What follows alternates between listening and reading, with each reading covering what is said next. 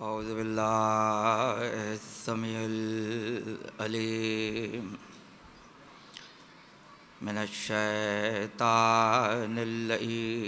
रजीम। बिस्मिल्लाहिर रहमानिर रहीम।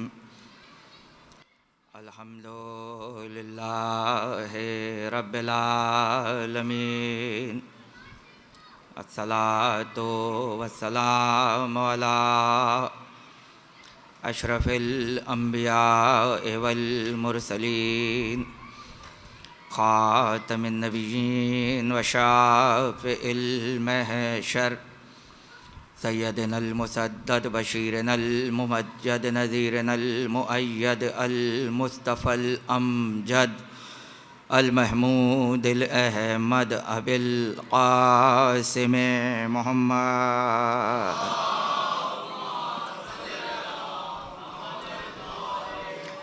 व अहले बैतिहि तय्यबीन अत्ताहिरीन अल मासूमीन अल मज़लूमीन अल्लज़ीना अज़हबल्लाहु अन्हुमुर रिजसा व तहहरहुम तत्हीरा।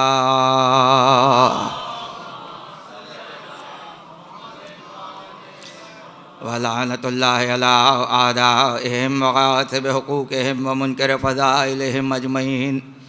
अम्मा बादु फ़क़द क़ालल्लाहु सुब्हानहु व तआला फ़ी मुहकमि किताबिहिल हकीम व क़ौलुहुल हक़। बिस्मिल्लाहिर्रहमानिर्रहीम। वश्शम्सि वज़ुहाहा वल्क़मरि इज़ा तलाहा वन्नहारि इज़ा जल्लाहा वल्लैलि इज़ा यग़शाहा वस्समाइ वमा बनाहा वलर्ज़ि वमा तहाहा वनफ़्सिन वमा सव्वाहा वअल्हमहा फ़ुजूरहा व तक़वाहा क़द अफ़लहा मन ज़क्काहा व क़द ख़ाबा मन दस्साहा। सलावत।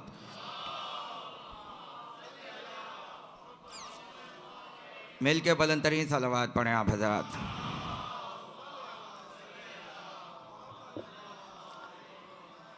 चौदह सौ 46 हिजरी का माह मुबारक रमज़ान मारिफ़त कुरान के सिलसिले की आपकी 7वीं तकरीर है और हमारी दूसरी तकरीर है। मरकज़ी तंज़ीम अज़ादारी की जानिब से ये मजालिस मुनक्किद हैं।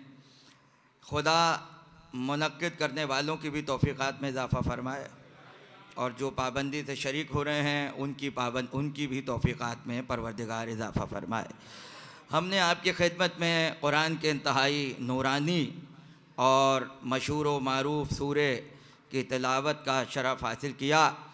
शुरू की 10 आयतें कल भी तिलावत हुई थीं, आज भी तिलावत होंगी और हुई हैं, और गुफ्तगू कल जहाँ रुकी थी आज वहीं से आगे बढ़ जाएगी कि चाँद किसी सूरज के पीछे पीछे बिला फ़सल चल रहा है और परवरदिगार की नज़रें निगाह कुदरत लगी हुई है कि सूरज की भी कसम खाई जा रही है और सिर्फ उस चाँद की कसम है कि जिसकी नौ भी सूरज की तरह है, जिसका अंदाज भी सूरज की तरह, जिसकी हकीकत भी सूरज की तरह।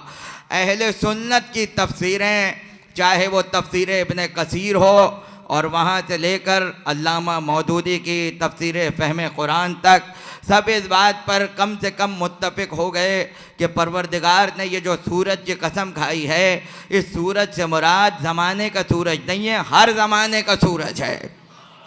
और इस सूरज से मुराद सूरज नबूवत है, खुर्शीद नबूवत है, यानी मोहम्मद मुस्तफ़ा हैं। मुसलमान सिर्फ ये न देखें कि सूरज की कसम खाई जा रही है। अगर ज़िक्र मोहम्मद मुस्तफ़ा का है तो परवरदिगार की कसम खाने में बहुत सी हिकमतें पोशीदा हैं। सूरज को देखते जाओ, सीरत मोहम्मद समझते जाओ, सूरज पे गौर व फिक्र करते जाओ, मोहम्मद मुस्तफ़ा की हयात तैयबा को समझते जाओ। इसलिए कि जब सूरज तुलू होता है और पूरे दिन का सफर तय करके मगरिब की जानिब जाता है और नजरों से गायब होता है तो मरता नहीं है,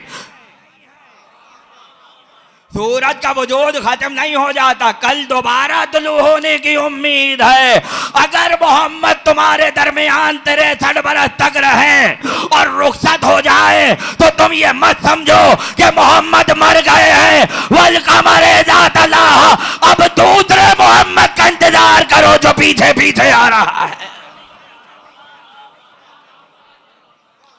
अब दूसरे मोहम्मद का इंतजार करो कि जो पीछे पीछे आ रहा है। इसलिए बड़ी खूबसूरती के साथ तज़किरे हो रहे हैं और मुझे आज की तकरीर के आगाज़ में जुमला कहने की इजाज़त दीजिए कि कसम खाई सूरज की और रोशनी की, चांद की सिफत गिनवाई जो पीछे पीछे आता है। तवज्जो रहे। अब कहा दिन की कसम जब रोशन कर दे, रात की कसम जब छुपा दे, सिफतें साथ साथ हैं। तवज्जो रहे। आसमान की कसम बुलंद है, ज़मीन की कसम फैलाई है। अब ये सिफतें अगर जहन में रह जाएं तो फिर हदीसे किस्सा के जुमले दोहराए जाएं। सूरज का जिक्र है, चांद का जिक्र है, आसमान का जिक्र है, जमीन का जिक्र है, कसमें खाई जा रही हैं और जो सिफतें गिनवाई वही सिफतें हदीस किताब में गिनवाई है। इन्नी मा खलक तो तमाम मबनियतन वला अर्दम मदहियतन वला कमरम मुनीरा वला शमसम मुदिया वला फलक यदूर। अरे आसमान को बुलंद ना बनाते, जमीन को न फैलाते, चांद को न चमकाते, सूरज को नूर न देते अगर ये पांच की मोहब्बत न हो।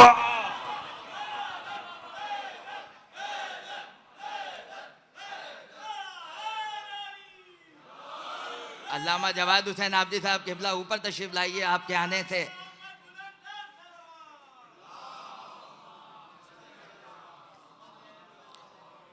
मुझे तकवीयत हुई आपके आने से। अल्लामा जवाद हुसैन आबदी साहब किबला तशरीफ फरमा हैं, खिदमत कर रहे हैं और ख़ास तौर पे माह रमज़ान में जो नशरियात होती हैं उस हवाले से इनसे बेहतर हमारे पास कोई खुश अकीदा आलिम नहीं है। खुश अकीदा इसलिए जोड़ रहा हूँ कि बड़े बड़ों के पर्दे सिर्फ रमज़ान में उठ जाते हैं। और फरमा रहे हैं आप, बड़े बड़े पर्दे रमज़ानों में उठते हैं, साल भर में नहीं उठते, और ये भी खुदा उठवा देता है। और फरमाया आपने तो अब हदीस किस्सा में भी वही सिफतें हैं कि जो सूरह शम्स में हैं, सूरह शम्स में है। और उसके बाद अब अपने गुफ्तगू को आगे बढ़ा रहा हूँ। बढ़ाते हुए सूरह यासीन में इरशाद फरमाया वशम्सो तजरी लिमुस्तक़र्रिन लहा ज़ालिका तक़दीरुल अज़ीज़ुल हकीम। और ये जो सूरज है ये अपने एक मुस्तक़र के साथ रवा दवा है, अपने एक मरकज़ के साथ जारी है, तजरी सफ़र कर रहा है। और ये दरअसल सूरज का जो सफ़र है, कुरान ने क्या खूबसूरत लफ्ज़ रखा, मशरिक़ से निकला मगरिब में गया, फिर रात का सफ़र तय किया, फिर मशरिक़ से निकला फिर मगरिब में गया। कुरान ने कहा ज़ालिका तकदीर, ये इसका मुक़द्दर है, ये इसकी तकदीर है। और ये किसकी तरफ से है? जो अजीज़ भी है और जो हकीम भी है। क्या खूबसूरत तारुफ करवाया। सूरज की तकदीर कैसी बताई कि ये जो निकलता है इसका मुक़द्दर है, ये जो गुरूब होता है मुक़द्दर है, इसकी फितरत में शामिल है। तवज्जो कीजिएगा, पूरा निज़ाम इलाही फितरत पर है, कोई चीज़ फितरत से हटती नहीं है। बारिश हुई फितरत, हवा चली फितरत, जलजले आए फितरत, सूरज निकला फितरत, कोई भी काम बग़ैर फितरत के नहीं है। अब मैं मिसाल दे रहा हूँ, समझाने की कोशिश कर रहा हूँ कि मेरी बात आप तक पहुँच जाए। सूरज निकला मशरिक़ से, फितरत में है कि मशरिक़ से निकलना है। और सूरज दाएं बाएं नहीं जाएगा, सीधा चलेगा मासूमियत के साथ, आराम आराम से मगरिब में पहुँच जाएगा।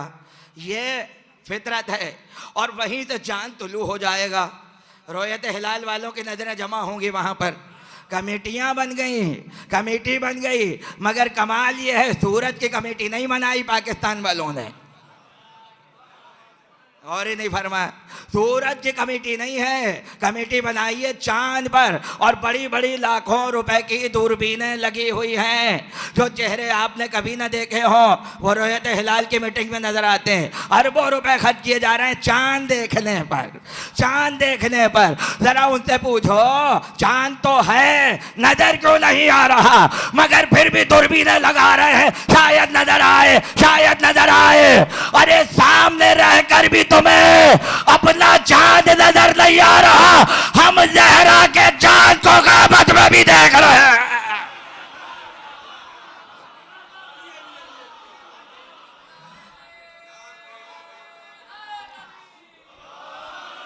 मेहदी को देखने के लिए दूरबीनों की जरूरत नहीं है, मारिफत बसीरत की जरूरत है, बसीरत की जरूरत है। उनसे पूछिए सूरज के लिए दूरबीन क्यों नहीं है? वो कहेंगे सूरज का हमारा काम ही नहीं है, सूरज से हमारा मतलब नहीं है। निकला गायब हो गया, अपनी फितरत पे चल रहा है। हमें तो चांद से मतलब है। क्यों? नोट चांद में है, नहीं समझे आप? पैसा तो चांद में है। अरे सूरज क्या कर रहा है? ज़्यादा से ज़्यादा नमाज का वक्त, बस बात ख़त्म हो गई। इससे ज़्यादा सूरज का क्या काम है? सारा मामला तो दरहम और दीनार सिक्के तो चांद पर टिके हुए हैं। अच्छा साहब वो कैसे?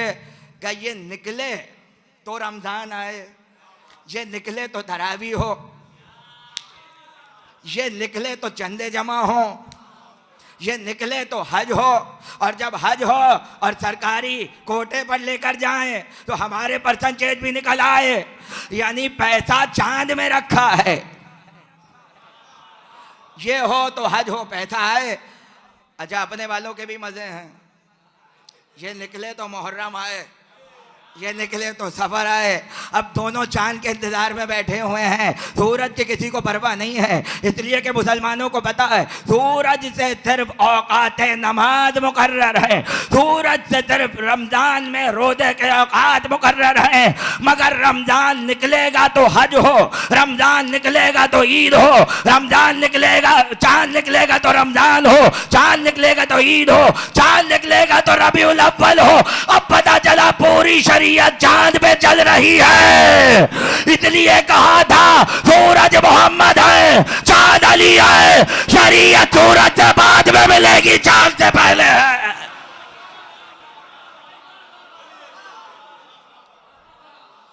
सूरज के मामलात नहीं है, शरीयत तो चांद पे चल रही है।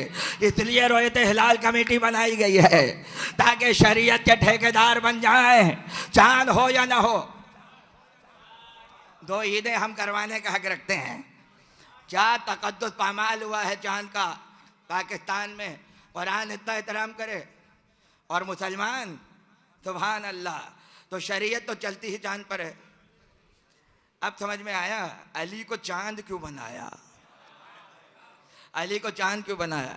देखिए बड़ी अजीब अजीब बातें हैं, और शायद मैंने आपकी खिदमत में पहले अर्ज़ किया हो, मुझे याद तो नहीं है लेकिन हो सकता है कहा हो, क्योंकि बहरहाल आपकी खिदमत में बार बार हाजिर रहते हैं, कभी कभी याद नहीं रह पाता। तो मैंने शायद कभी कहा हो चांद निकला, रमज़ान आ गया, रोज़े क्या हो गए? वाजिब। चांद वाजिब करता है,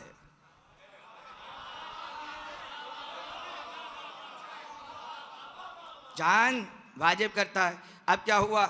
अब ईद का इंतज़ार है, बस जल्दी से निकल आए। निकले तो ईदी मिले, वहाँ भी पैसा है। अब ये निकला तो ईद के दिन रोज़ा हराम हो गया, यानी चांद हराम भी करता है। 30 रमजान को वाजिब था रोजा, अगर नहीं रखेंगे तो गुनाहगार। ईद के दिन रोजा हराम है, अगर रखेंगे तो गुनाहगार।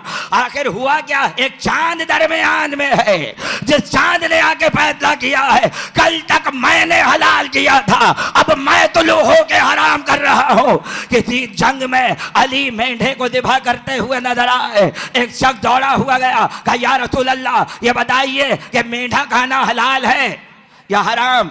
पैगंबर ने कहा क्यों पूछ रहे हो? कहा हमने अली को ज़िबह करते हुए देखा है। ये सवाल बुग़्ज़ अली में हो रहा है या हलाल हराम में हो रहा है? अब पैगंबर भी समझ गए अली को देखा है, फतवा लेने आए हैं ताकि अगर हराम कह दूं तो अली के पीछे पड़ जाए और अली की मुखालफत शुरू हो जाए। तो जैसा सवाल था पैगंबर ने वैसा जवाब दिया। कहने लगे सुनो, अली को इस्तिफा करते हुए देखा है, अब सुनो, अगर अली हलाल कर दे तो हलाल है, अगर अली हराम कर दे तो हराम है।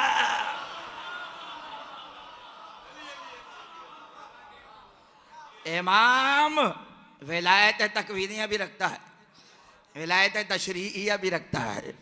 उसकी मर्जी है, जिसको चाहे हलाल करे और जिसको चाहे हराम कर दे। तो लिहाजा पूरा निज़ाम एक चांद पे चल रहा है, और जहाँ चांद चलता है तो महीने में कुछ तारीखें आती हैं, उसका ताल्लुक भी चांद से है।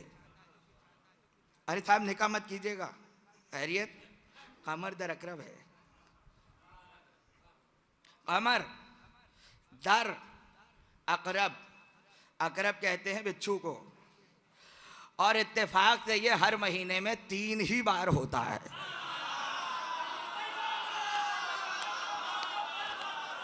मुसलमान कम से कम इतना तो समझे कि हर महीने में 3 दिन मनहूस बनाए हैं, और इतने मनहूस हैं कि कोई अच्छे काम ना निकाह किया जाता है, ना घर बनाया जाता है, और ना सफर किया जाता है। अली कमरे इमामत है। अली की जिंदगी में भी 3 नहूसतें ऐसी है कि आज तक इस्लाम नुकसान बर्दाश्त कर रहा है। पहले को जमल कहते हैं, दूसरे को सिफीन कहते हैं, तीसरे को लहरबाज कहा जाता है।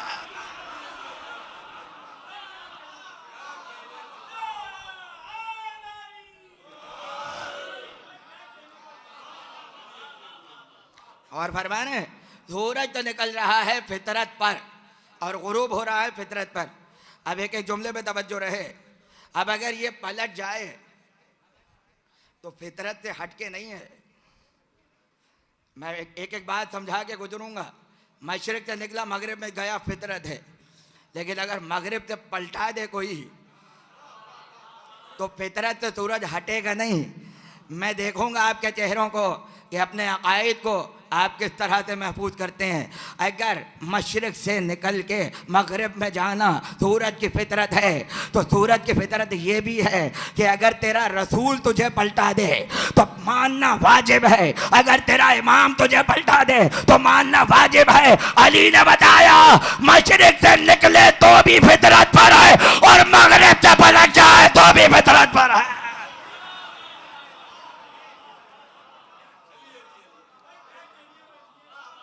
इसलिए कि अपने मुस्तकर पर है, फितरत तो चल रहा है। परकार उठाइए, नोक रखिए, घुमाइए।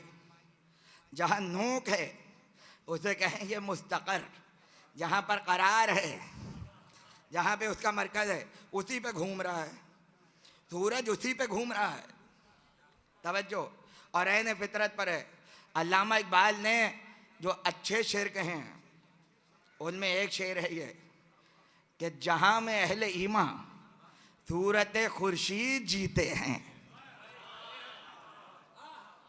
जहां में अहले ईमा सूरत खुर्शीद जीते हैं। इधर डूबे उधर निकले, उधर निकले इधर डूबे। क्या समझे आप? मोमिन भी सूरज की तरह जीता है। इधर डूबे उधर निकले, उधर डूबे इधर निकले। क्या मतलब हुआ? मोमिन की और सूरज की जिंदगी एक जैसी है। अब मैं किसी नुक्ते की तरफ आपका इशारा करूंगा, तवज्जो कीजिएगा। क्यों? सूरज डूबा, मायूस नहीं हुआ, फिर निकला, ओवर नहीं हुआ,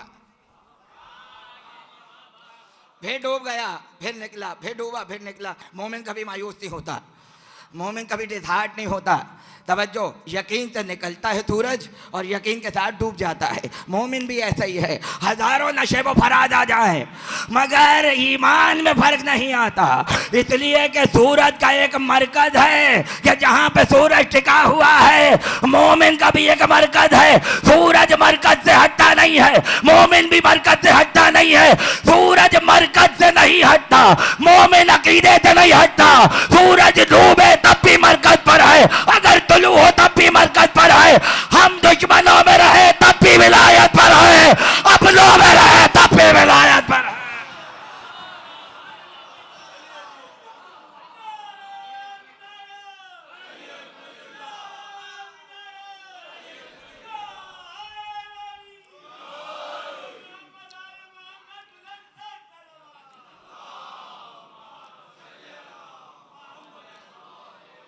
इधर डूबे उधर निकले, हम न डूबने वालों में हैं न इतराने वालों में हैं। अपने मुस्तकर पर रहो, अपने मरकज पर रहो। और इकबाल कह रहे हैं सूरज से जीना सीखो, सूरज से जीना सीखो। मैंने कल भी कहा था, आज फिर अपनी तकरीर से जुमला दोहराने की इज्जत हासिल कर रहा हूँ। सूरज के दो काम एक साथ होते हैं, एक ही वक्त में फूलता भी है फलता भी है और एक ही वक्त में जलाता भी है। अब ये मोमिन की मर्जी है, जिक्र अली करके किसी को खुश कर दो और किसी को जला दो, वो भी सूरज है तुम भी सूरज हो बज़्म अली के।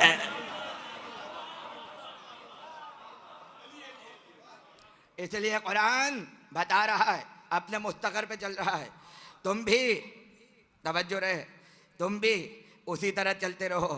अब अगर ये पलट जाए तो ये भी फितरत पर है।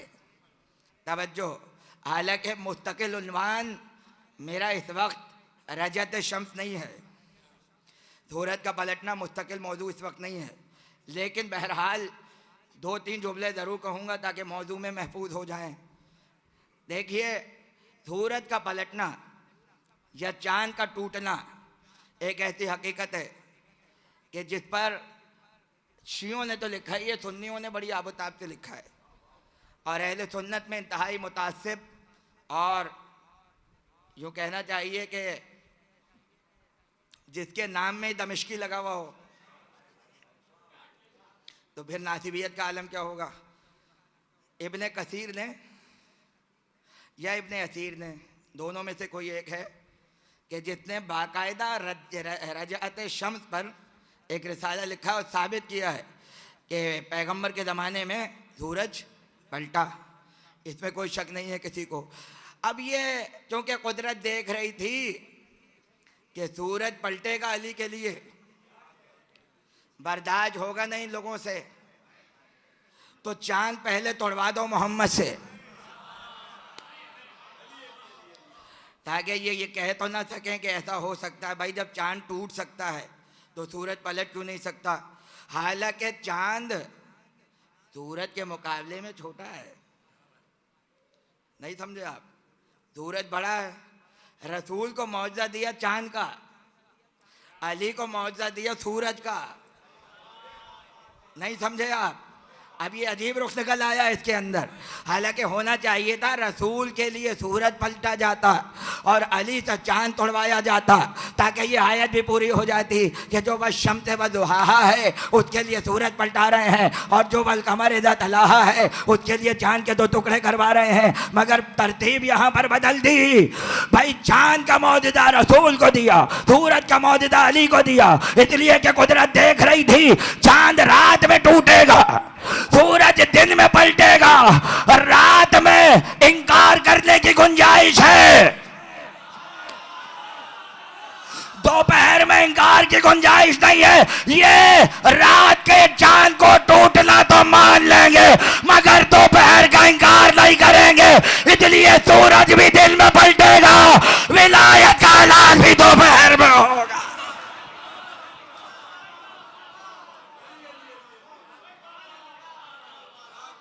विलायत भी दोपहर में होगी और रोज़े रोशन की तरह वादे हो जाएगा, अजहर में न शम्स हो जाएगा, अली का सूरज पलटाना। और जहाँ तक मैं गिन पाया हूँ उन मकामात को, वो 14 हैं। कितने, ये भी याद रखिएगा। और ज़रूरी नहीं है कि सूरज घूम कर आए तो रद्द शम्स है, मुख्तलिफ कैफियतें हैं। कभी कभी रफ्तार धीमी हो जाती है, दिन लंबा हो जाता है, वो भी रद्द शम्स है। कभी कभी सूरज रोक दिया जाता है, वो भी रद्द शम्स है। मेराज से आए, जिस्मानी मेराज लोगों ने कहा दलील क्या है कि आप गए थे? पैगंबर ने कहा रास्ते में मैंने काफिला देखा है। नहीं समझे आप? और कल शाम तक आ जाएगा। अगर आ जाए, ये उस ज़माने में बहुत बड़ी बात होती थी, क्योंकि किसी को खबर थोड़ी होती थी काफिला कहाँ पर है। पैगंबर ने कहा मैंने देखा है, कल शाम तक पहुँच जाएगा। अगर न पहुँचा तो समझ लेना हम महराज पे गए ही नहीं हैं। लेकिन अगर पहुँच गया, इसका मतलब है कि महराज जिस्मानी हुई है, ख्वाब में नहीं हुई है। तो अब क्या हुआ? अब ये हुआ कि वो काफिला आने में लेट हो गया, तो हुक्म हुआ सूरज को कि रुक जाओ, उस वक्त तक आगे नहीं बढ़ना जब तक काफिला मक्के में दाखिल न हो जाए। यानी पैगंबर की सदाकत को मनवाने के लिए सूरज को रोक दिया। इस तरह से अहदे पैगंबर में 6 मकामात हैं। खंदक के दिन भी हुआ है, खैबर से वापसी पर बाकायदा सूरज पलटा है। और बड़ी आबताब से अहले सुन्नत ने लिखा कि पैगंबर अली के जानू पे सो रहे थे। ये भी तो हर किसी को गवारा नहीं है। और वही नाजिल हो गई। मकामाते वही में अली का जानू भी गिना जाएगा कि जानूओं पे सर था, और वही नाजिल हो रही थी। मगर अली ने बड़ा अजीब फैसला किया, अजीब। और गोया के फिक्र में एक बाब अली ने खोला कि ये जो नमाजें पढ़ने में लगे हुए हैं कि बस पढ़ते रहो पढ़ते रहो। अली ने बताया आदाब नमाज भी सीखो। अब जब पैगंबर की आँख खुली, कहा या अली क्या तुमने असर की नमाज पढ़ी?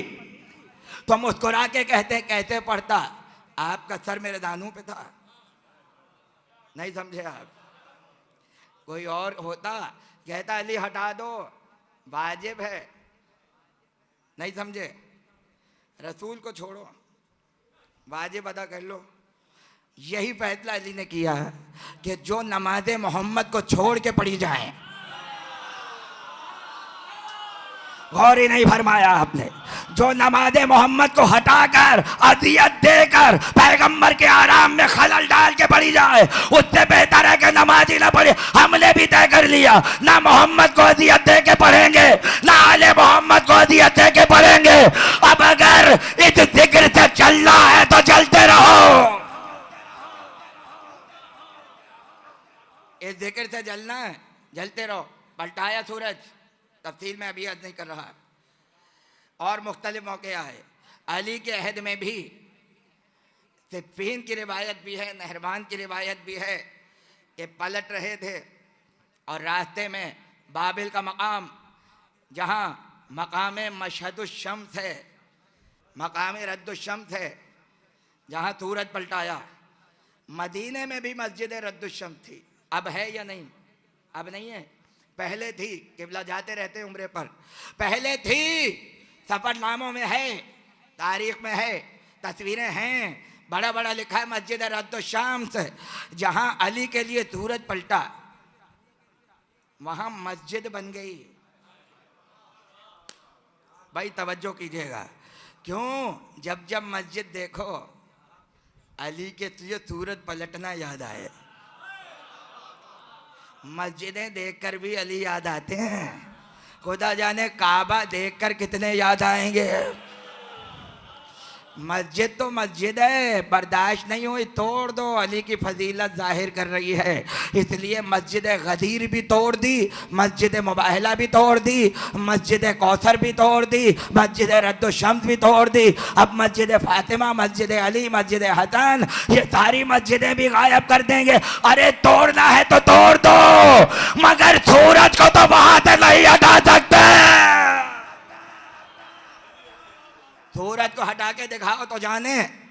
बाबिल में मस्जिद रद्दुश्शम्स, और मैं जब भी जाता हूँ इराक ज़रूर जाता हूँ, क्योंकि मुझे अजीब उल्फत है उस मकाम से। 800 बरस पुराना गुंबद बना हुआ है, उसके ऊपर अपनी नौइयत का मुनफरिद गुंबद है। और जब पलटे हैं नहरवान से, तो रास्ते में बाबिल की ज़मीन आई, और ऐन उसी वक्त ज़ोहर की नमाज का वक्त आ गया। लोगों ने, अब ये पूरी रिवायत इमाम हुसैन से है, इमाम हुसैन बयान कर रहे हैं। ज़ोहरैन का वक्त आ गया। एक मरतबा अली से कहने लगे, या अली वक्त नमाज आ गया। जितने बना के दी हो। भाई तवज्जो रहे, मुझे तेजी से आगे बढ़ना है यहाँ से। उसे बताया जाएगा वक्त नमाज क्या होता है, अली चुप रहे। फिर आगे बढ़े, या अली नमाज। आज तो लोग हमें छेड़ते हैं, 1400 बरस पहले कुछ लोग अली को छेड़ रहे हैं, कोशिश कर रहे हैं नमाज। अली भी चुप रहे। जब अली नहीं बोले तो हम क्यों बोले? चुप रहना बेहतर है। जवाब जाहिला बाशद खामोशी। जाहिलों का जवाब देने से बेहतर है चुप रहो। इसलिए अली भी 25 बरस तक चुप रहे।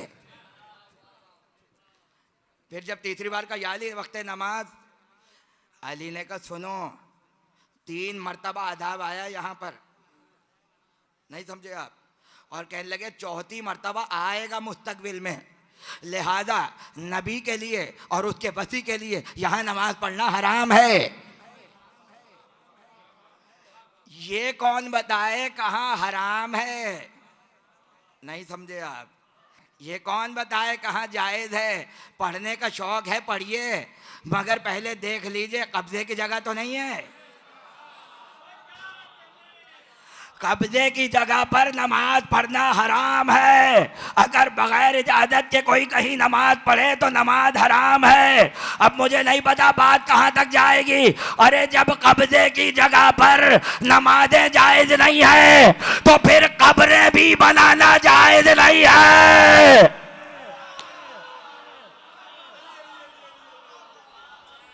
कब्र नहीं बनेगी जब तक इजाजत ना हो। बस इतना काफी है, इतना काफ़ी है। आपको मालूम है नमाज हराम हो जाती है कभी कभी, जैसे रोज़ा हराम हो गया या नहीं? नमाज भी कभी कभी। अब ये रमज़ान है, लोग कहते हैं ना बताइए, तो फिर यूं भी सुन लीजिए, नबी से आगे बढ़ के नमाज पढ़ना हराम है। काबे को पुष्ट दिखा के नमाज पढ़ना हराम है। काबे की छत पे खड़े होके नमाज पढ़ना हराम है। इमाम से आगे बढ़ के नमाज पढ़ना हराम है।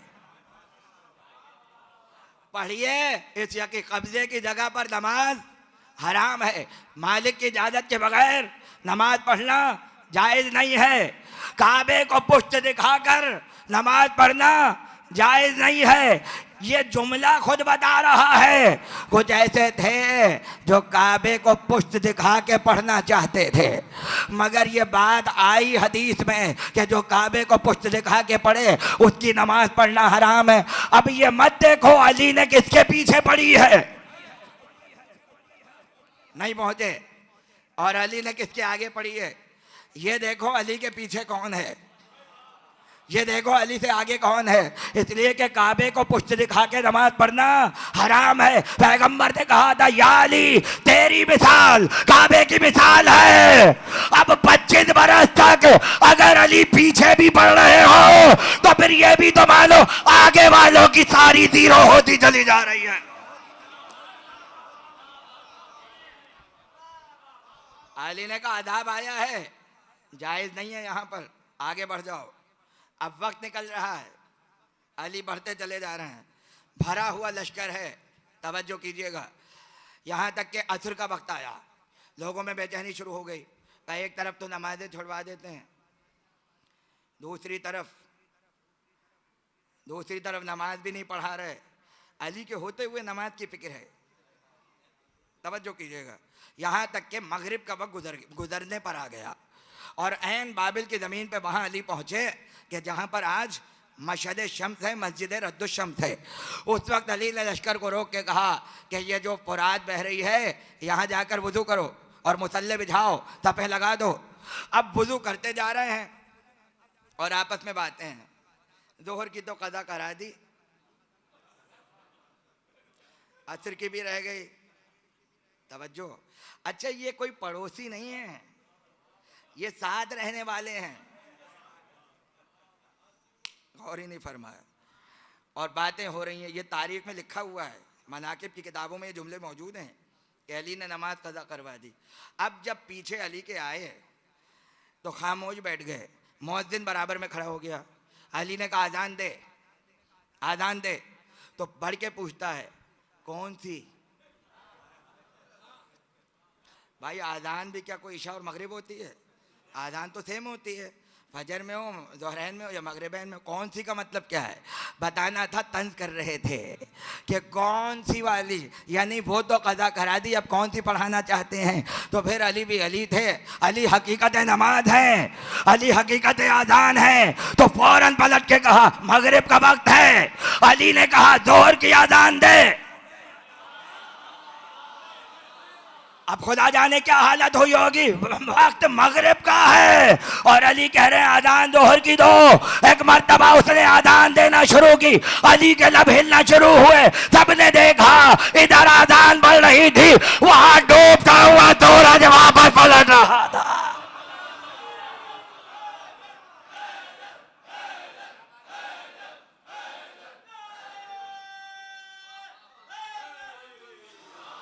इधर आज़ान हो रही है, इधर आज़ान हो रही है और वहां सूरज पलट रहा है। सिर्फ सूरज नहीं पलटाया, बल्कि सब ये कहते हैं ऐसा लग रहा था कि जैसे लकड़ी पे आरी चल रही हो। आरी चलते हुए जो आवाज आती है वो सूरज के पलटने पर आ रही थी। और जब सूरज पलटकर अपने उस मुस्तकर पे पहुंचा कि जो नमाज दोहर की फजीलत का वक्त होता है, अली खड़े हो गए। अली ने दोहर की नमाज पढ़ाई, नमाज तमाम हुई, सूरज आगे बढ़ा। अली ने असर की नमाज पढ़ाई, नमाज तमाम हुई, सूरज आगे बढ़ा। जब असर की नमाज पढ़ाई तो कहते हैं कि सूरज इतनी तेजी से मगरिब में वापस जा गया कि जैसे जलता हुआ अंगारा पानी में गिरता। ये कभी करके देखिए, अंगारा ले हाथ में, पानी में फेंक दे, फौरन बुझ जाएगा। बताना था असर के वक्त से मगरिब को बिला फजल करना है, यानी एक वक्त में दो मौजज़े हो रहे हैं। एक तो पलटा के मौजज़ा किया, दूसरा मौजज़ा यह है कि असर के फौरन बाद सूरज को तेजी से मगरिब में जाना है। इधर सूरज मगरिब में पहुंचा, अली ने मगरिब की नमाज अदा की, सूरज और आगे बढ़ के गायब हो गया। अली ने इशा की नमाज अदा की। आज अली ने फैसला करके बता दिया नमाजें तुम भी पढ़ते हो, नमाजें हम भी पढ़ते हैं, मगर फर्क ये है तुम्हारी नमाजें सूरज पे चलती है, सूरज हमारी नमाजों के पीछे चलता है।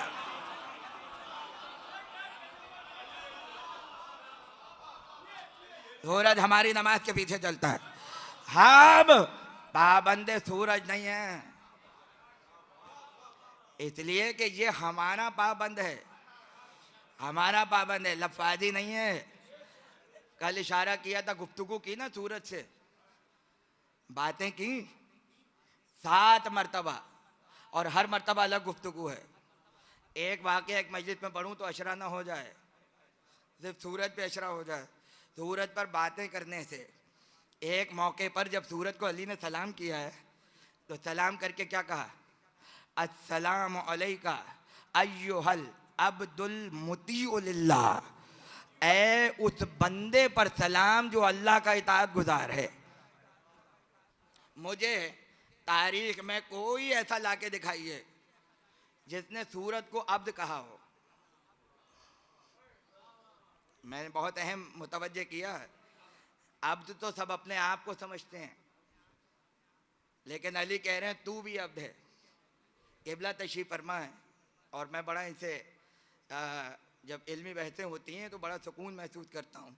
इनकी मौजूदगी में जुमला कह रहा हूँ, अब्द के मुकाबले पे कौन होता है, क्या समझे आप? गुलाम के मुकाबले पे कौन होता है? आका। अरबी में अब्द के मुकाबले पे होता है मौला। नहीं गौर फरमाया? हमारे लिए सूरज अब्द नहीं है, अली के लिए अब्द है, क्योंकि अली सूरज के मौला हैं। अली सूरज के मौला हैं, जब चाहे पलटा दें, जब चाहे पलटा दें, इसलिए पलटाया और बार बार पलटाया। और आज तक जब निकलता है नजफ में तो पहली किरण अली की जरी पे छोड़ देता है। मैं ज़्यादा शेर पढ़ने का मजलिस में आदी नहीं हूँ, लेकिन जब कभी मेरा जी चाहता है तो मैं बड़े काम के शेर पढ़ता हूँ और वो अपनी किताबें दिल पे नक्श कर लिया कीजिए। धूप की कसम तो है, व शम्स व दुहाहा, तो सूरज तो मौलाई है, धूप के चक्कर में है। सूरज का अकीदा है, धूप का अकीदा क्या है? क़ैस जंगीपुरी बहुत बड़े शायर थे हिंदुस्तान के, उनके बेटे का शेर है, हिंदू है ना मुस्लिम है ना सिख है ना ईसाई धूप। हिंदू है ना मुस्लिम है ना सिख है ना ईसाई धूप। सूरज है मौला का, सूरज के आका है मौला, असल में है मौलाई धूप। तो ये सूरज जो है ये कट्टर अली के शियों में है। और मेरा यकीन जानिए ये बहुत बड़ा खटमल है। और ये आशूर के दिन सुर्ख हो गया था, ये बहुत बड़ा मातमी भी है। गौर ही नहीं फरमा रहे। और याद रखिएगा क़यामत के दिन ये इतना तेज होगा, इतना तेज होगा, कुरान में है, हदीसों में है कि जो अभी सिर्फ ज़िक्र अली से जल रहे हैं, क़यामत में सूरज से जल रहे होंगे। क़यामत में सूरज से जल रहे होंगे। निकले तो अपनी फितरत पर, डूबे तो अपनी फितरत पर। अब मैं एक अजीब मोड़ पे तकरीर को ला रहा हूँ। और जैसा कि कल मैंने आखिर में एक तरीका अख्तियार किया था कि मैंने ज़ियारत का एक फ़िक्रा पढ़ा था, आज मैं फिर एक फ़िक्रा पढ़ रहा हूँ। लेकिन उससे पहले सूरह मरियम की एक आयत सुन लीजिए। हज़रत ईसा पे सलाम है, सूरह मरियम में हज़रत ईसा पे सलाम है। सलामुन अलैहि यौम वुलिदा, ईसा पे हमारा सलाम हो उस दिन जब वो पैदा हुए।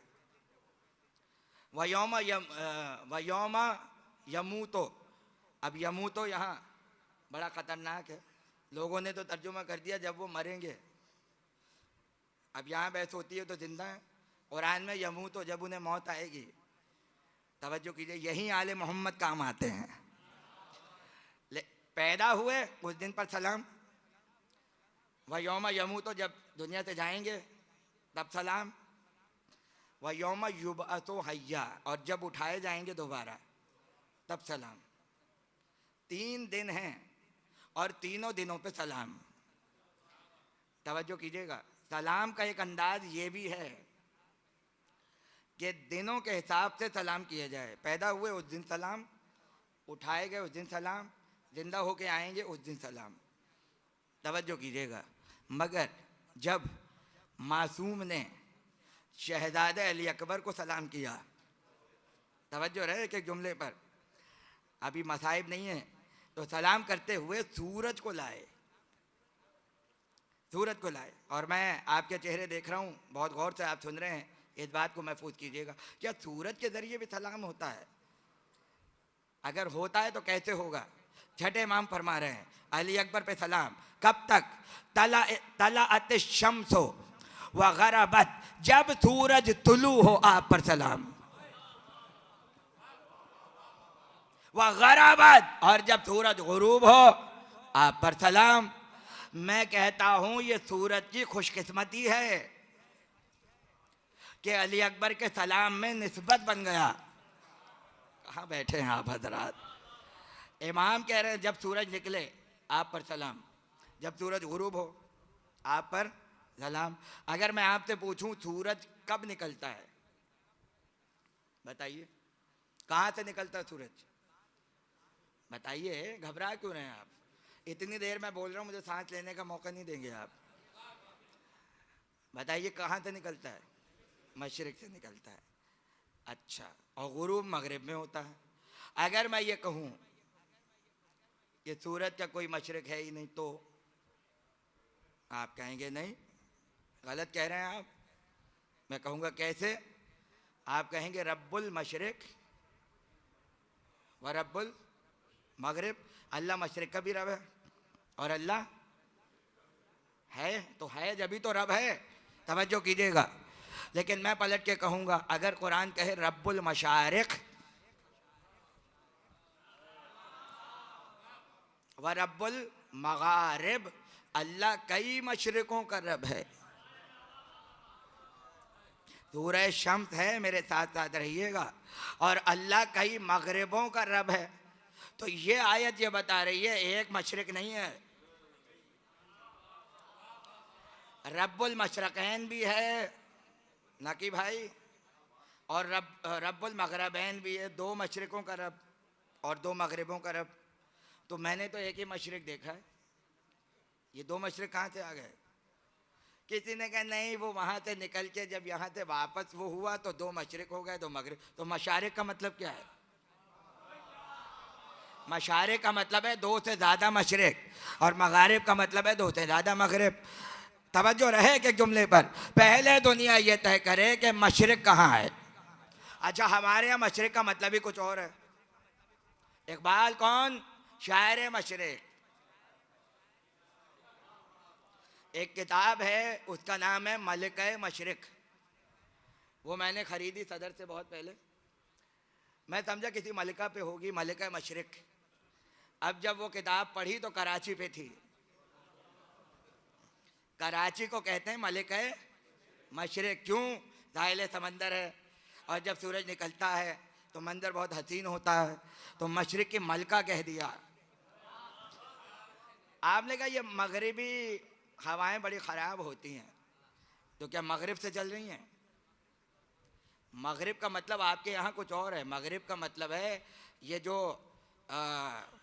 चले जाइए अमेरिका की तरफ और आसपास के ममालिक, आपने कहा मगरिबी ममालिक हैं, मगरिब के लोग बड़े ख़राब हैं। तो सूरज कहाँ गया भाई? तो मगरिब का मतलब ही बदल गया। लंदन से आए, अच्छा विलायत से तशरीफ़ लाए, चलिए जनाब ये मामला भी गया। विलायत के भी माने बना लिए अपनी तरफ से। खिलाफत तो पहले ही बदनाम हो गई थी नाइयों के जरिए।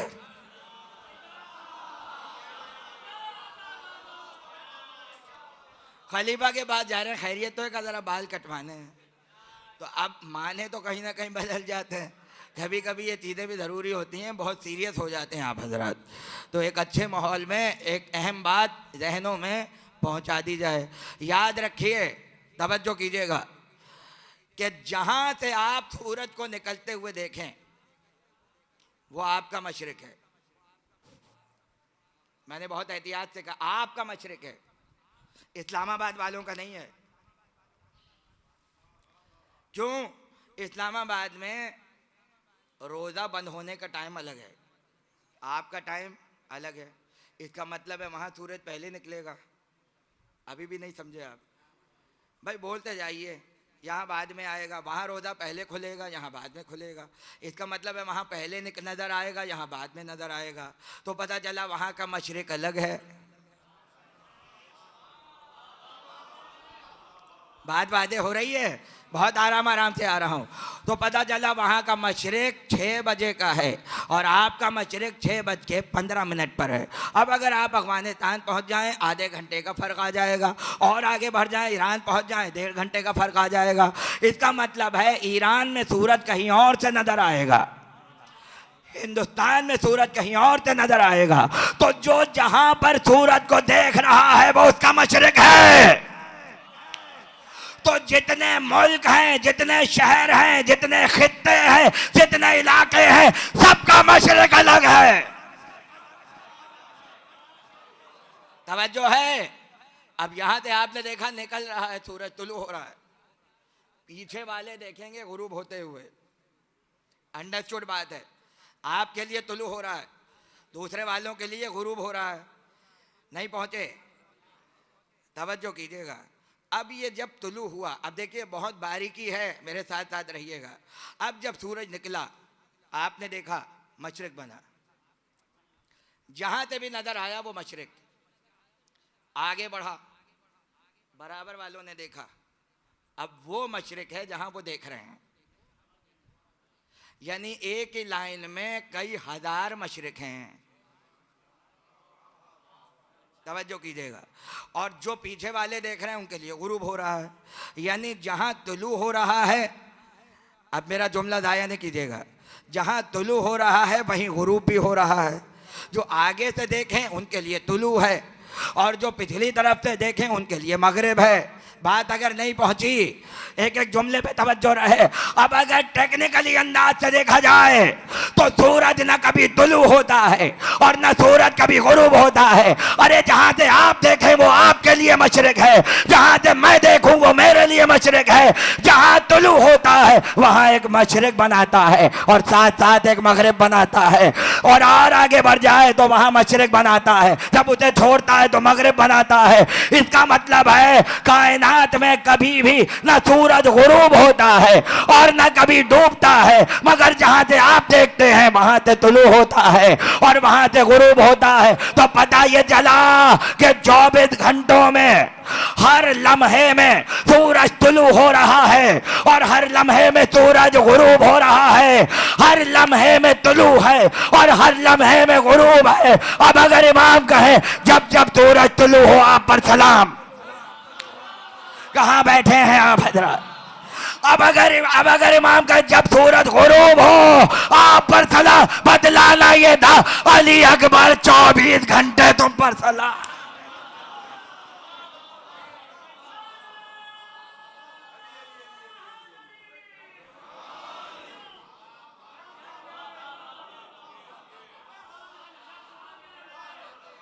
ये इमाम हुसैन की ज़ियारत में भी है, शहजादे अली अकबर की ज़ियारत में भी है। जब जब सूरज तुलू हो और जब जब गुरूब हो आप पर सलाम। ये सूरज कई सलाम लिए हुए चल रहा है, जब जब निकले तो सलाम पहुँचे और जब जब गुरूब हो तो सलाम पहुँचे। बस तकरीर को आगे बढ़ा रहा हूँ, तफसीर का रोक रहा हूँ, और चूँकि ख़ास जिक्र मकसूद है तो अपने जिक्र को आगे बढ़ा रहा हूँ। वह शम्स वदुहाहा वल कमर इज़ा तलाहा, जब सूरज जाए ना उम्मीद न हो, उसके बाद उस जैसे को आना है, उसके बाद उस जैसे को आना है, ना उम्मीद न हो। अगर अब्दुल्ला चले गए तो परेशान न हो, अबू तालिब को बाप बन के आना है, और अगर आमना चली जाए परेशान ना हो, बिन्ते असद को मां बन कर आना है।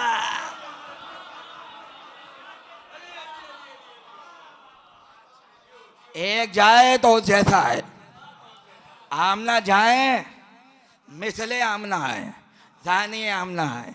मैं क्या फजाइल पढ़ूंगा इमामों की माँ के, उम्मुल आइम्मा की मेरी क्या जरूरत कि मैं कुछ कह सकूं, इसलिए कि ये तो वो हैं जो बेटी भी असद की हैं और बेटा असदुल्ला है,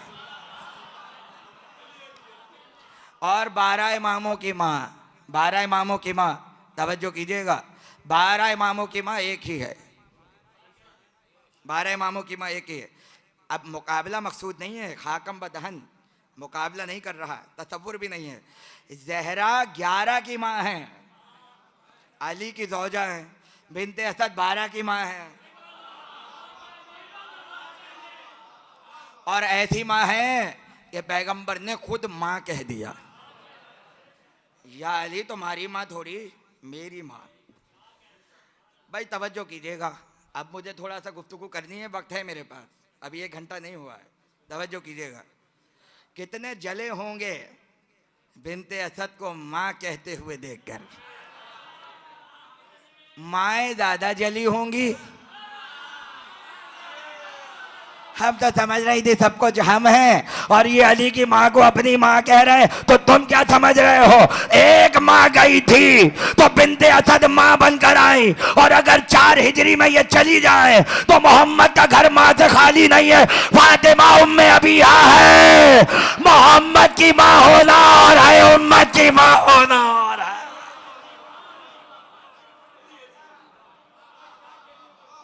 मोहम्मद की माँ होना और है, उम्मत की माँ होना और है। मेरे साथ साथ रहिएगा।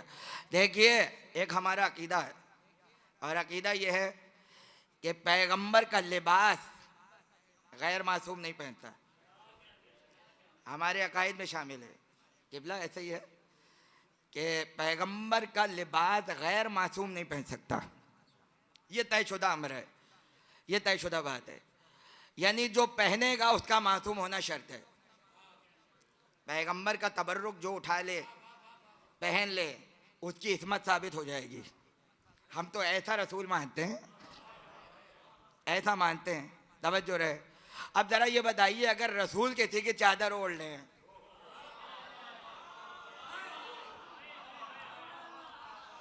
तो उसकी इस्मत का आलम क्या होगा। और अजीब इत्तेफाक ये है, मेरी मालूमात बहुत महदूद हैं, इससे कि किताबें तो मैं पढ़ता नहीं हूँ, जो थोड़ा बहुत मिल जाता है वो हो जाता है गुजारा उस पर। लेकिन मुझे तो सिर्फ 2 ऐसी मिली कि जिनकी चादरें रसूल ने ओढ़ी। या तो पहली वही नाजिल होने पे खदीजा की चादर ओढ़ी, और उसी पे कुरान ने कहा या अय्युहल मुद्दस्सिर, ए चादर के ओढ़ने वाले, तवज्जो रहे। या तो पहली वही आने पे खदीजा की चादर ओढ़ी है, या आयत तत्हीर आने पर ज़हरा की चादर, या तो माँ की चादर ओढ़ी है या बेटे की चादर ओढ़ी है। हालांकि चादरों की कमी नहीं है पैगंबर के यहाँ।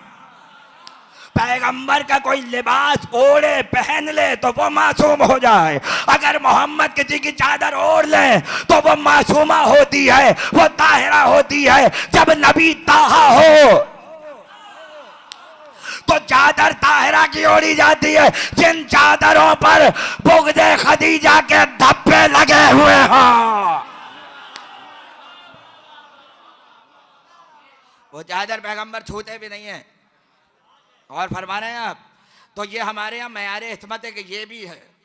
अगर आयतों से समझ में ना आ रहा हो तो फिर ये देख लो पैगंबर का लिबास कहाँ है। तवज्जो कीजिएगा, बाद पैगंबर मशहूर रिवायत है, मैं इस्तदलाल कर रहा हूँ। अब्बास इब्न अब्दुल मुत्तलिब आ गए, मेरा हक दो कहाँ है, या अली मेरा भी हक है। अली ने बहस नहीं की, कम्बर को आवाज़ दी निकाल के ले आओ जो कुछ भी घर में है। रसूल का अमामा, अबा, तलवार, बर्तन, जो कुछ भी है ले आओ। नाम तक हैं किताबों में, बर्तन का ये नाम था, तलवार का ये नाम था, अमामे तक के नाम है रसूल के। उसके बाद कहने लगे सवारियाँ लाके बांध दो बाहर। सवारियों के नाम आप अच्छी तरह जानते हैं, वाहिद हम हैं जिन्हें सवारियों के नाम भी याद हैं। और हम तो बच्चों के नाम रख लेते हैं उनके तबर्रुकात पर, वरना जुल्फ़िकार नाम कौन रखता है, दुलदुल नाम कौन रखता है। तबर्रुकात के भी नाम रखे गए। कहने लगे चचा अगर आप दावा करते हैं उठा लीजिए जो चाहिए। यानी अंदर, अब देखिए फैसले किया कीजिए, इन्हीं की नस्ल में सारे बनी अब्बास हैं और इन्हें अभी तो शौक हो रहा है अपना हिस्सा लेने का, जबकि उनका कोई हिस्सा है नहीं वहां पर। इसलिए कि हिस्सा चचा को मिलता है, उसका चचा होना पहले साबित हो। और ही नहीं फरमा रहे, गुलाम ज़ादे चचा नहीं होते हाशमियों में। अब तारीख बहस छिड़ जाएगी, इसको रहने दीजिए अभी आप। अब क्या हुआ, अमामा उठाया, सर पे रखा, सर हिला ही ना सके अपनी जगह से, उतार के रख दिया। अबा उठाई, पहनी, ऐसा लगा जैसे पहाड़ आ गया, उतार के रख दी। नजर गई जुल्फ़िकार पर। अल्लाह तो हाथ देख कर भेजता है, पकड़ तो ली, हिला नहीं सके अपनी जगह से। अब जनाब कोई चीज़ काबू में ही नहीं आ रही है। उन्होंने कहा ये तो बेजान चीज़ें हैं, हालांकि हम उन्हें भी जानदार मानते हैं। जिसके तबर्रुक न मरते हों, जिसके तबर्रुक तक जानदार हों, तो देखते भी हों, सुनते भी हों, बोलते भी हों। अब उनकी नज़र गई सवारियों पर। वो ये नहीं जानते थे कि सवारी भी उतनी ही होशियार है। ये उसे पता है किसको सवार करना है, किसको नहीं करना। आगे बढ़े, दुलदुल पीछे हट गया। नाके की तरफ बढ़े, सवार होने ही नहीं दिया। और जो बहुत सी सवारियां थीं उसमें गधा भी शामिल है। गधे रहे हैं रसूल के साथ।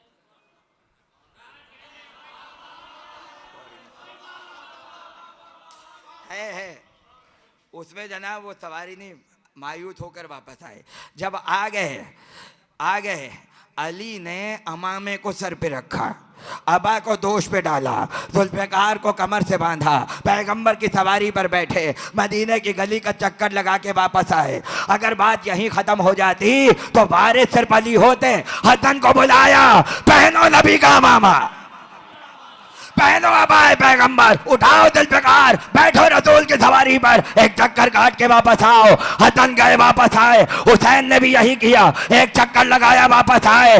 उसके बाद कहा चाचा अरे पैगंबर की विरासत रिश्तेदारियों पे नहीं मिलती है, इस्मतों पर दी जाती है। वारिस पैगंबर होने के लिए मासूम होना शर्त है।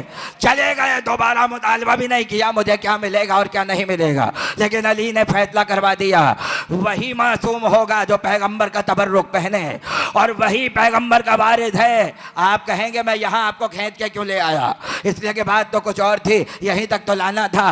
तवज्जो कीजिएगा, इसलिए क्योंकि ये तय है कि जो नबी का कोई भी तबर्रुक पहने वो मासूम है। तो पहले गदीर में अली के सर पे अमामा बांधा। तवज्जो कीजिएगा।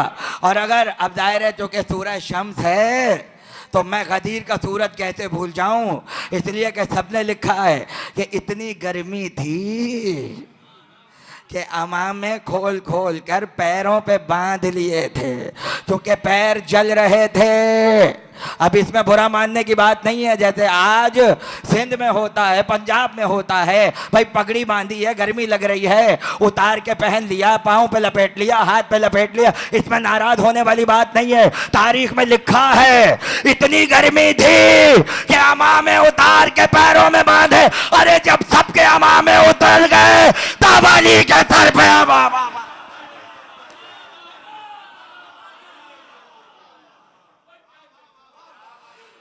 मैं तकरीर के अहम तरीन मौके पर आपको ले आया हूँ, मेरा जुमला महफूज कीजिएगा। अमामा बांधना जानशीनी का भी ऐलान है, अमामा बांधना इस्मत का भी ऐलान है।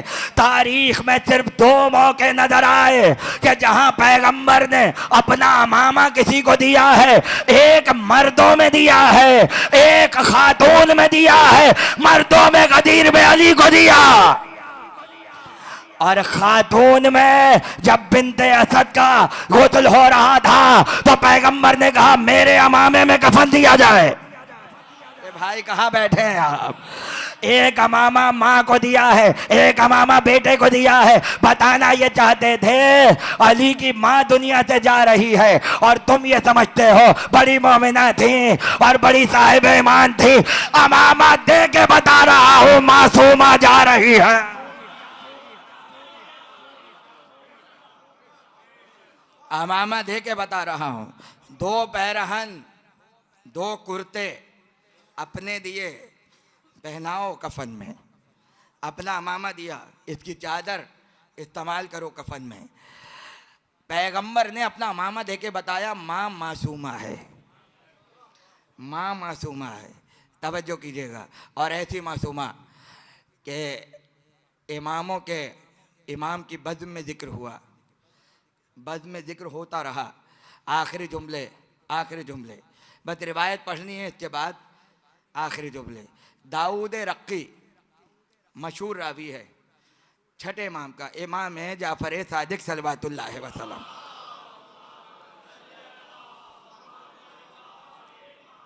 आया का फर्जंद रसूल एक मसला हो गया, इमाम ने कहा फरमाओ, कहो क्या बात है।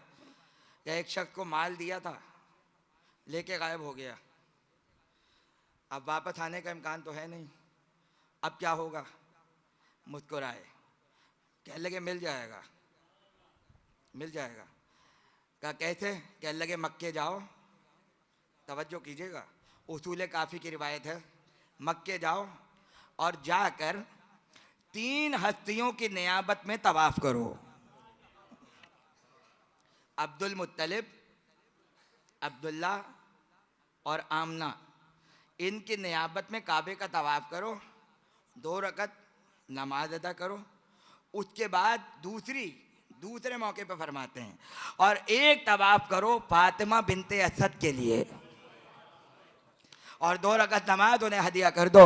हम जिम्मेदारी लेते हैं तुम्हारा माल वापस आ जाएगा। रावी कहता है मैं पहुंचा, मैंने नियाबत में तवाफ़ किया, मैंने नियाबत में नमाज़ें पढ़ी, और जब मैं नमाज पढ़ के निकला और बाबे सफ़ा तक पहुंचा तो वहां का दरवाज़ा था। कहता है मैं अभी बाहर निकला ही था कि जिस शख्स को माल दिया था वो मेरा नाम लेके मुझे बुला रहा है और कह रहा है दाऊद आओ अपना माल ले जाओ, दाऊद आओ अपना माल ले जाओ। अरे जिसकी माँ ऐसी हो कि 1400 बरस बाद भी छीना हुआ माल वापस दिला दे, उसे बिनते असद कहा जाता है, उसे बिनते असद कहा जाता है। अब अहबाब का इंतहाई मुतशक्किर हूँ। यहाँ की गुफ्तगू ख़त्म हुई, कल से इंशाअल्लाह गुफ्तगू का आगाज़ करेंगे। इसी अंदाज से गुफ्तगू आगे बढ़ती रहेगी। पैगंबर ने जिस सदमे का मुजाहिरा किया है फातिमा बिनते असद की रहलत पर, वो हर किसी के यहाँ नज़र नहीं आता। और एक ऐसी बीबी की रहलत का रोज़ है कि रिवायत के जुमले अली खुद रोते हुए आए, अली खुद रोते हुए आए और कहा या रसूल अल्लाह मेरी माँ दुनिया से रुखसत हो गई। पैगंबर की आंखों से आंसू बहे। रसूल ने कहा सिर्फ तुम्हारी माँ नहीं थी बल्कि मेरी भी माँ थी। आप अगर मेरी बात का यकीन करें, पैगंबर ने जब ये खबर सुनी पैर में नालैन नहीं पहनी, पा बरहना घर तक गए, फातिमा बिनते असद के जनाजे के सरहाने बैठ गए, आँखों से आंसू बहे और रो के फरमाते हैं खुद भूखी रहती थी, मुझे अपने हाथों से निवाले खिलाए, सबके बाल बिखरे होते थे, अकील, तालिब, जाफ़र, अली सबके बाल बिखरे होते थे, मेरे बालों में कंघी किया करती थी। उस वक्त मुझ पर ईमान लाई कि जब मेरी कोई मदद करने वाला नहीं था। बेहतरीन माँ। पैगंबर रोते गए और रोते गए, एक एक का एहतमाम किया, गुस्ल का एहतमाम, कफन का एहतमाम, और जब जनाजा लेके चले पा बरहना, पैर में नालैन नहीं है, नंगे पांव चले, कब्र पर आए और जब कब्र के तरहाने बैठे तो थोड़ी सी खाक अपने हाथों से हटाई कि मैं माँ की कब्र खोदने में शरीक हो जाऊं। उसके बाद कब्र में लेट गए, पहले खुद कब्र में उतरे, उसके बाद बाहर आए, उसके बाद कहा या अली अब तुम कब्र में जाओ। उसमें हसन का भी नाम मिलता है। इमाम हसन से कहा उतर जाओ दादी की कब्र में। 1 बरस के इमाम हसन है, फातिमा बिनते असद की कब्र को दुरुस्त किया जा रहा है। और जब कब्र में उतारा गया और कब्र को बंद किया गया तो रावी कहता है सर झुकाए हुए बहुत देर तक पैगंबर बातें करते रहे। खुदा जाने क्या बातें कर रहे होंगे। आखिर माँ दुनिया से गई है, आखिर माँ दुनिया से गई है तो फिर बेटे पर क्या सदमा होगा, बेटे का क्या हाल होगा। अगर अंदाज़ा लगाना हो तो उस मंजर को सोचो जब फातिमा का जनाजा रखा हुआ था, जब फातिमा का जनाजा रखा हुआ और अली पुकार के कह रहे थे आओ ज़ैनब माँ जा रही है, उम्मे कुलसूम आओ माँ जा रही है, हसन और हुसैन आओ माँ जा रही है। अरे बच्चे माँ के जनाजे से लिपट गए थे मगर हुसैन एक कोने में खड़े हुए रो रहे थे। अली ने देख कर कहा हुसैन माँ जा रही है रुखसत नहीं करोगे? तो रो कर कहा अरे बाबा मैं तो करबला का प्यासा हूँ। खुदा आपको किसी गम में न रुलाए। आज तक बिनते असद की कब्र धूप में है, आज तक अली की माँ की कब्र धूप में है।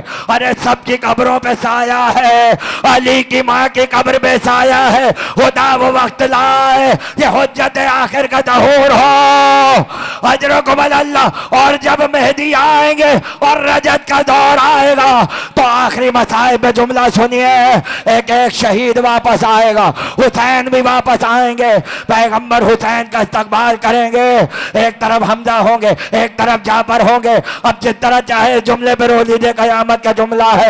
एक मर्तबा पैगंबर क्या देखेंगे, खदीजा आ रही है, साथ साथ फातिमा बिनते असद है।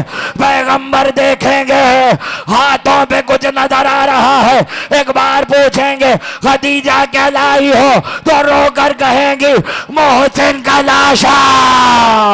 अरे मोहसिन बेजुर्म खता मारा गया, खदीजा और बिन्ते असद, मोहसिन का लाशा।